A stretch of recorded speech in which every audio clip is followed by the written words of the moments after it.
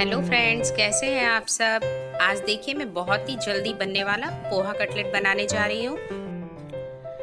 इसके लिए मैंने सबसे पहले पोहा ले लिया है, 2 कच्चे आलू छील के ले लिए, गाजर, शिमला मिर्च, मैदा, धनिया पत्ती और ये अदरक हरी मिर्च। तो चलिए बनाते हैं। सबसे पहले मैंने ये पोहे को अच्छे से धुल लिया है और 15 मिनट के लिए धुल के छोड़ दिया है। ये देखिए पोहा बिल्कुल सॉफ्ट हो गया है। अब इसमें सारे वेजिटेबल्स मिला लेंगे।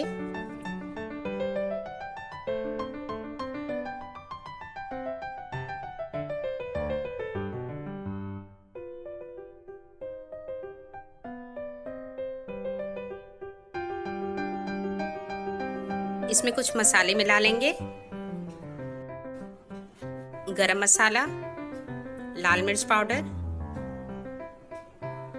धनिया पाउडर और अमचूर मिला लेंगे। आप अपने अकॉर्डिंग कोई भी मसाला मिला सकते हैं। बाइंडिंग के लिए इसमें मैदा डाल देंगे। मैंने 2 टेबलस्पून ले लिया है, 2 से 3 चम्मच।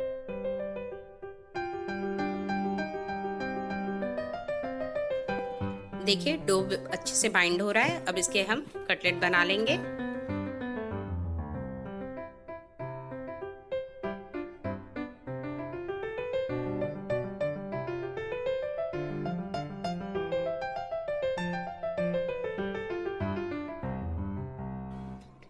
इस तरह से हम सारे कटलेट बना लेंगे। ये देखिए कढ़ाई में तेल गरम हो गया है। अब इसमें एक एक करके कटलेट डालेंगे और इसको गोल्डन होने तक फ्राई करेंगे।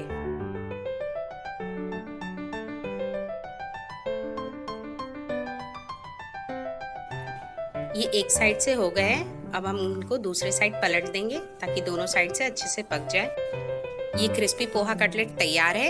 ये बनाने में बहुत ही इजी है, बहुत सिंपल है और खाने में बहुत ही टेस्टी।